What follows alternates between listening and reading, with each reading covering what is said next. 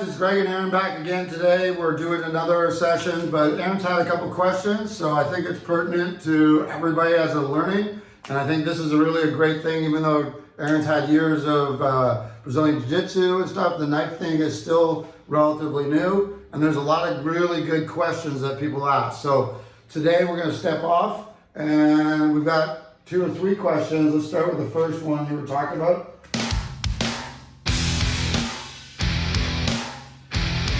You're asking about here. Second question I had was how to grip your knife. Like not just the finger, but if you're striking and punching towards a bag or punching towards something, right, what to actually do with your offhand. You know, I have a martial arts background, Kempo karate, then I took jiu-jitsu as well for a few years. But I like to stand like a traditional fighter and a boxer and a karate guy. So I stand with my left hand usually forward and my right hand back because that's my lead foot. So I was asking Greg, you know, what do you do with your offhand? Would you stick it out there and do a 1-2 like a boxer? Are you trying to fight? Also, what is the correct positioning with your hand? I've broken my 4th and 5th metacarpal a few times by punching incorrectly or just being boxing fracture basically. So I was asking Greg exactly what is the proper way to grip your knife, to grip something to actually strike it with your hand. Okay, so those are 2 awesome questions that a lot of people I'm sure have at the same time.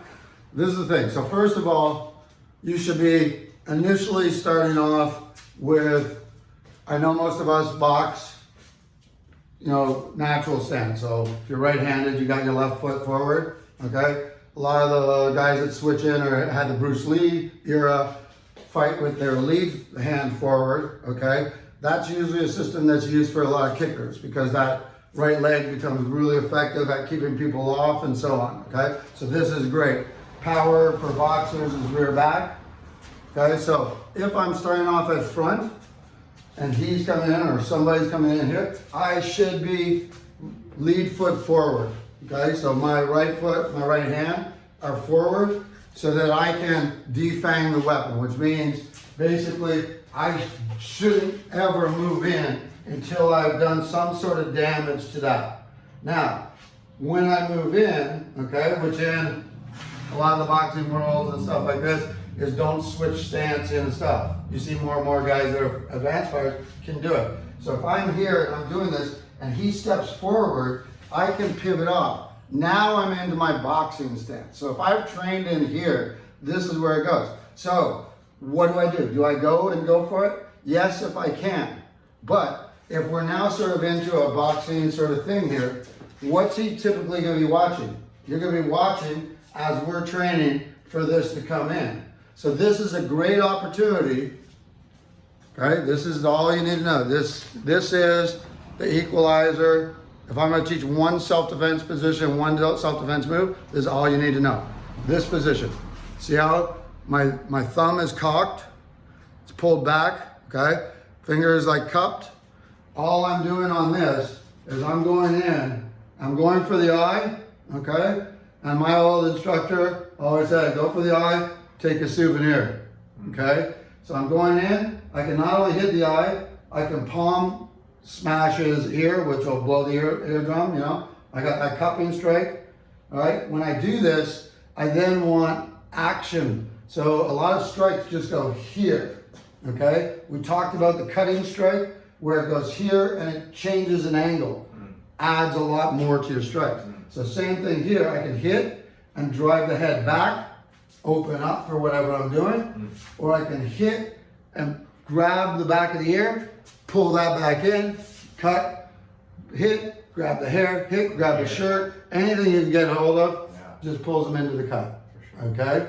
And so this position, if I'm in here, and I do, again, old guys, so Sanford and Son style, like Waiata, you know, Waiata, I go here, you're focusing on this, and I just stick that jab, okay?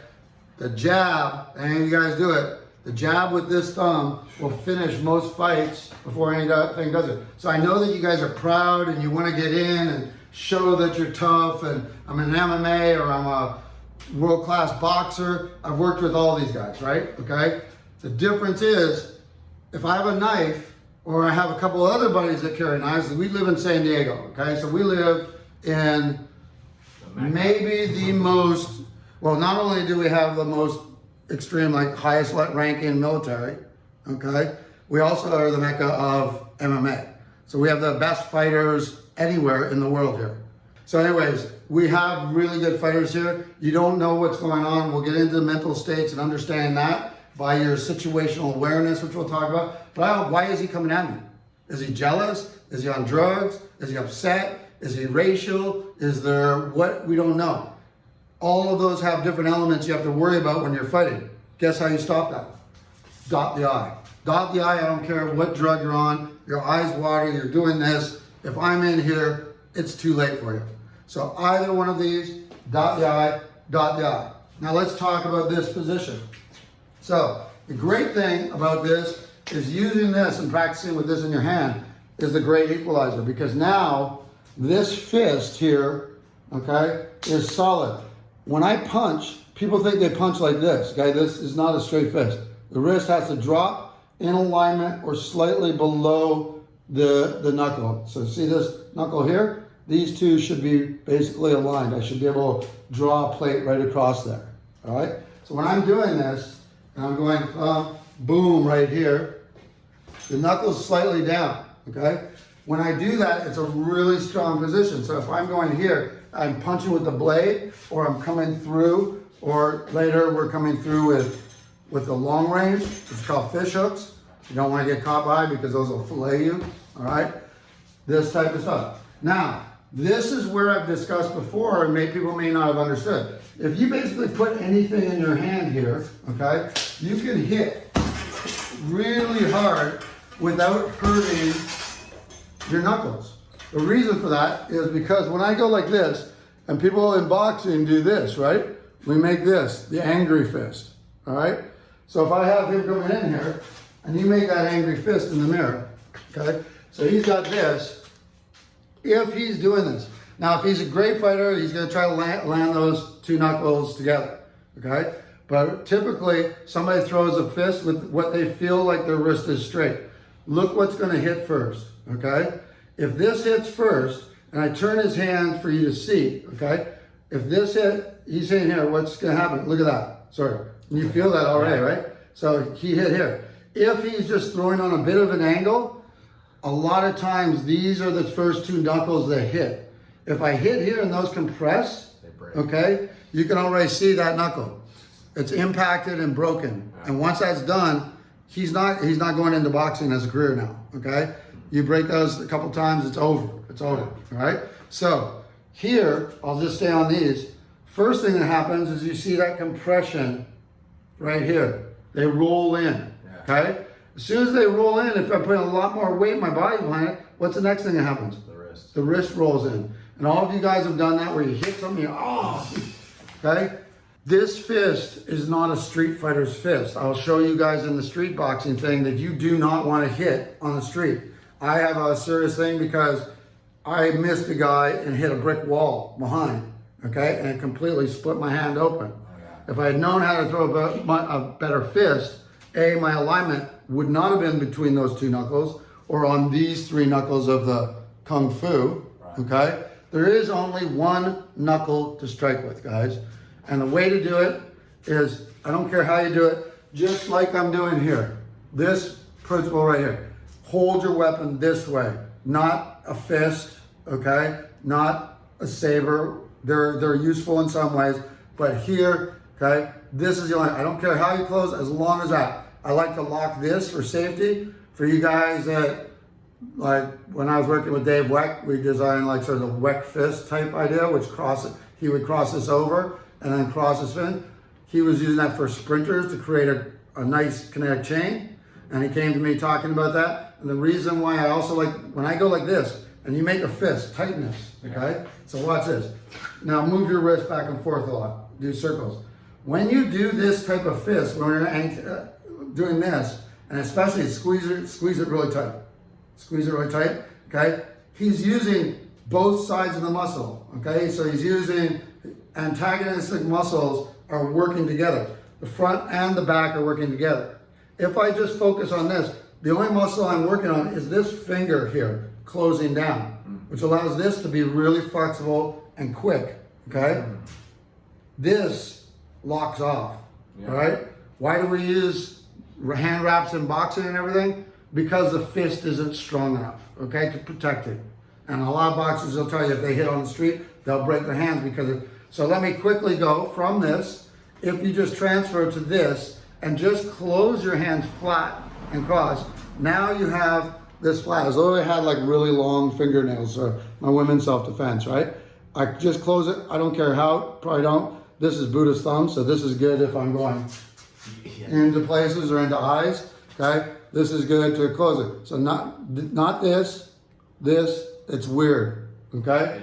But if you do it, and now what happens is this knuckle is now, the only knuckle is that middle knuckle. That's the only thing that you do.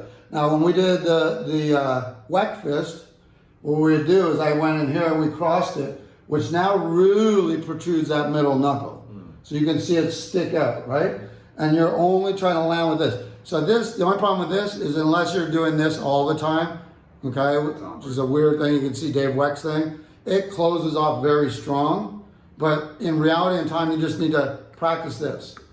Close that, hit, and you're gonna be able to hit really solid stuff on any angle. And now I can apply my techniques like you see in Sistema, where as soon as I hit, I can turn the angle and still not roll the wrist. So if I get in here, okay, and I'm coming in, okay, it's the same thing that we did with the sword cut in a couple of videos ago. When I come in, I can hit here and deliver, right? But when I go here and on the moment I add that little bit of an angle, I can angle it for wherever I want to go. So if I'm hitting here and I want to drive the energy down, it's called a floating punch. I deliver here, but on that same second, I close. Now, this movement here, you see in Bruce Lee's 1 and 3 inch punch, that closing, okay, you want to practice it. Okay, you can close it loose, but this, no, even if the others want to roll it, this middle one is hitting to the center. Okay, so boom, you see that flat finger right there. So as I'm doing it, here's my next guy's going. Okay, we're sitting right here. Okay, so when you're doing this punch, if you can practice adding this punch and then changing the angle, you really upset the direction that the person that thinks this is coming in, he's absorbing for this direction. But when he goes to absorb a straight line punch and the angle goes down, and that's nothing, but you feel the depth, right? Absolutely. Okay, so guys, we're running out of time today. We're going to come back soon. For you guys, it'll be day by day. But we'll have the next video for you. We just took a time out to introduce this. So talk to you guys soon. Thanks a lot.